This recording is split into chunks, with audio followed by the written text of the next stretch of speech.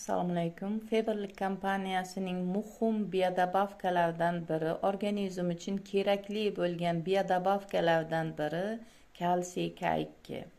Kalsiy K2 bu organizm uchun nimaga kerak? Kalsiy bu suyaklar va tishlarni mustahkamligi uchun muhim ahamiyatga ega.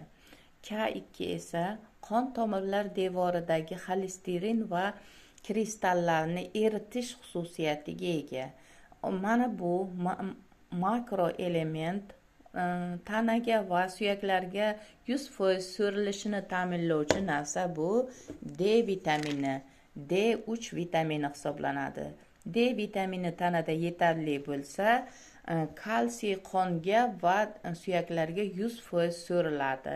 Shu uchun ham doimiy ravishda klientlarga kalsiy berayotgan paytda men doim D vitaminini birga qo'shib beraman. D vitamini demak tanamizda yetarli bo'lsa, suyaklar mustahkamlanadi, mo'rtligi yo'qoladi, elastikligi yaxshilanadi va yana bu D vitamini tanada yetarli bo'lganligi uchun kalsiy qonga va suyakka 100% yaxshi so'riladi. Bu qanday iste'mol qilinadi? Ertalab D vitamini ertalab soat 10 gacha 1 dona ovqat bilan birga 1 dona iste'mol qilinadi. 1 dona. Xo'p. 1 dona iste'mol qilinadi.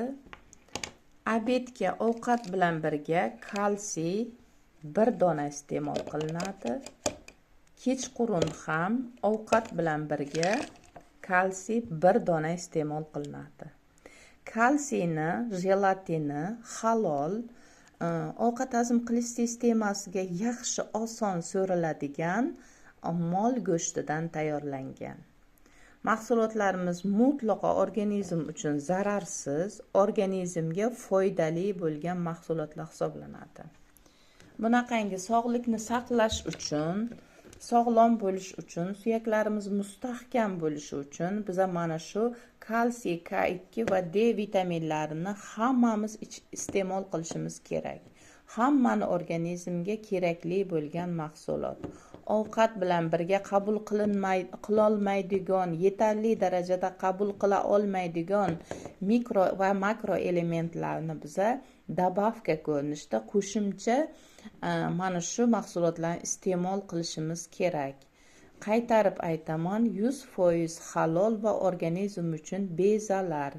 Mana shu mahsulotlarni olib o'zlaringiz uchun iste'mol qilishlaringizni, sog'liklaringiz uchun iste'mol qilishlaringizni tavsiya etaman.